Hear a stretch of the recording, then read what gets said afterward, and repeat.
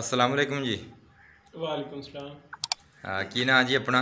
अली रज़ा मेरा नाम है जी। चक नंबर 90 5R हरुणाबाद ਦਾ ਰਿਹਾਇਸ਼ੀ ਹਾਂ। ਅੱਛਾ, ਇਹ ਤੁਸੀਂ ਜਿਹੜੀ ਲਸਣ ਦੀ ਕਾਸ਼ਤ ਕੀਤੀ ਆ, ਕੀ ਇਹਦਾ ਨਾਂ ਕੀ ਹੈ ਜੀ? ਸਰ ਆਪਣੇ ਕੋਲ 골ਡਨ ਫਾਰਮੀ ਤੇ ਦੇਸੀ ਗੁਲਾਬੀ ਅੱਛਾ, ਜੀ। ਤੇ ਇਹ ਹੁਣ ਤੁਸੀਂ ਕਦੋਂ ਦੀ ਇਹਦੀ ਪਟਾਈ ਸ਼ੁਰੂ ਕੀਤੀ ਸੀ ਤੇ ਕਿੰਨੀ ਦੇਰ ਹੋ ਗਈ?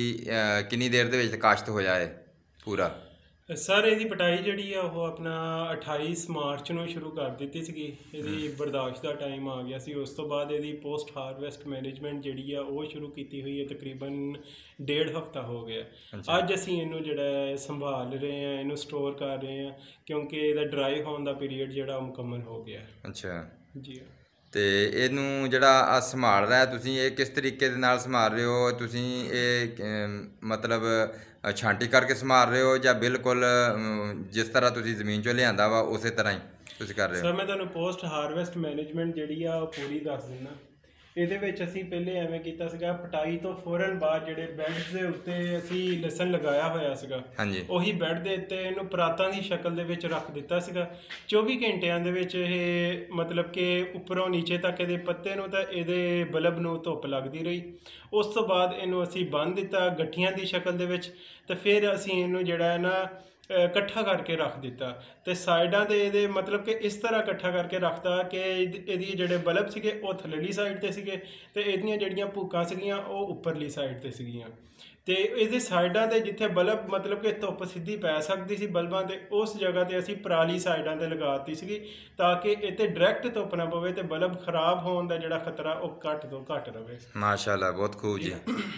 ਉਸ ਤੋਂ ਬਾਅਦ ਅਸੀਂ ਇਹਨੂੰ ਤਕਰੀਬਨ 1.5 ਹਫ਼ਤਾ ਖੁਸ਼ਕ ਕੀਤਾ ਹੈ। ਖੁਸ਼ਕ ਹੋਣ ਦੀ ਅਲਾਮਤ ਇਹ ਹੈ ਕਿ ਜਦੋਂ ਇਹ ਖੁਸ਼ਕ ਹੋ ਜਾਵੇਗਾ, ਇਹਦੀ ਜਿਹੜੀ ਭੂਕ ਦੀ ਮੇਨ ਸਟੈਮ ਹੋਵੇਗੀ ਨਾ ਉਹ ਟੁੱਟਣੀ ਸ਼ੁਰੂ ਹੋ ਜਾਵੇਗੀ ਕੜਕ ਦੀ ਆਵਾਜ਼ ਦੇ ਨਾਲ। ਜਦੋਂ ਕੜਕ ਦੀ ਆਵਾਜ਼ ਆਉਣਾ ਸ਼ੁਰੂ ਹੋ ਜਾਵੇ, ਉਸ ਤੋਂ ਬਾਅਦ ਤੁਸੀਂ ਅਗਰ ਤੇ ਆਪਣਾ ਸੀਡ ਵਾਸਤੇ ਸਟੋਰ ਕਰਨਾ ਹੈ ਲਸਣ, ਤੇ ਫਿਰ ਉਹਦੀ ਛਾਂਟੀ ਅਸੀਂ ਕੀਤੀ ਹੈ।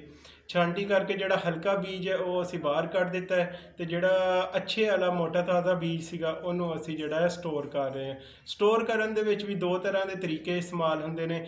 ਇੱਕ ਤੇ ਰੱਸੀਆਂ ਲਗਾ ਕੇ ਉੱਤੇ ਲਸਣ ਨੂੰ ਟੰਗਿਆ ਜਾਂਦਾ ਹੈ, ਠੀਕ ਹੈ। ਲੇਕਿਨ ਅਸੀਂ ਥੋੜ੍ਹਾ ਜਿਹਾ ਮੁਖਤਲਿਫ ਤਰੀਕਾ ਇਸਤੇਮਾਲ ਕੀਤਾ ਕਿਉਂਕਿ ਜਗ੍ਹਾ ਘੱਟ ਸੀਗੀ ਤੇ ਸਟੋਰ ਹੋਣ ਵਾਲਾ ਲਸਣ ਜਿਹੜਾ ਉਹ ਜ਼ਿਆਦਾ ਸੀਗਾ।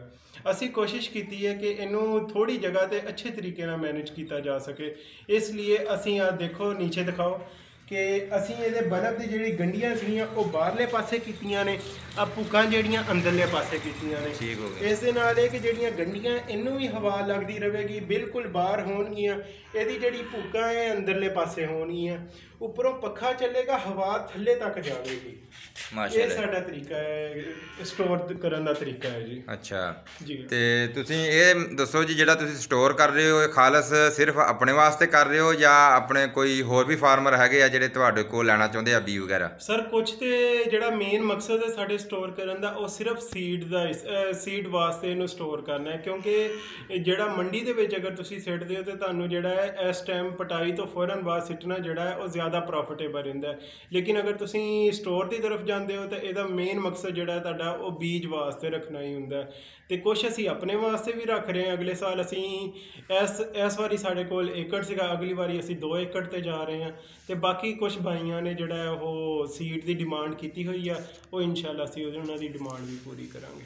ਤੁਸੀਂ ਥੋੜਾ ਜਿਹਾ ਸਾਨੂੰ ਇਹ ਦੱਸੋਗੇ ਵੀ ਕੁਛ ਤੁਸੀਂ ਰੱਖ ਲਿਆ ਤੇ ਕੁਛ ਜਿਹੜਾ ਵੇਚ ਲਿਆ ਵਿੱਚੋਂ, ਜੀ, ਤੇ ਦੱਸੋਗੇ ਵੀ ਕਿਵੇਂ ਵਿਕ ਗਿਆ? ਕੋਈ ਬੈਨੀਫਿਟ ਇਹਦਾ ਹੈ? ਕੋਈ ਮਤਲਬ ਫਾਇਦਾ ਹੈ ਇਸ ਬੀਜ ਲਾਉਣ ਦਾ?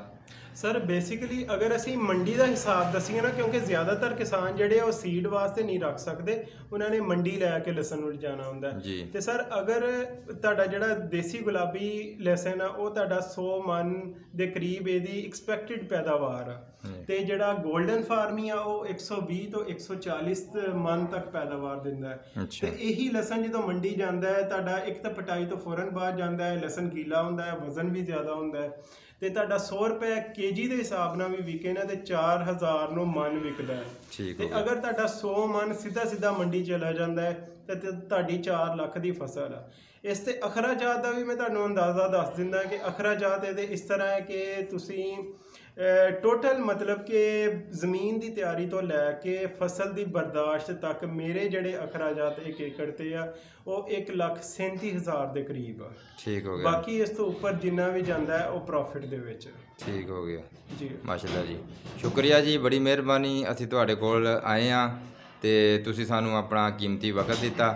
ਇੰਸ਼ਾਅੱਲਾਹੁਲ ਅਜ਼ੀਜ਼ ਸਾਡੇ ਨਾਲ ਤੁਸੀਂ ਜੁੜੇ ਰਹੋ। ਜਿੰਨੇ ਦੋਸਤ ਅਹਿਬਾਬ ਸਾਨੂੰ ਦੇਖਦੇ ਆ ਤੇ ਸਾਡੇ ਚੈਨਲ ਨੂੰ ਸਬਸਕ੍ਰਾਈਬ ਕਰੋ ਔਰ ਘੰਟੀ ਦੇ ਬਟਨ ਨੂੰ ਪ੍ਰੈਸ ਕਰੋ ਤਾਂ ਕਿ ਹਰ ਆਉਣ ਵਾਲੀ ਵੀਡੀਓ ਤੁਹਾਨੂੰ ਬਆਸਾਨੀ ਮਿਲ ਸਕੇ। ਸ਼ੁਕਰੀਆ ਜੀ, अस्सलाम वालेकुम।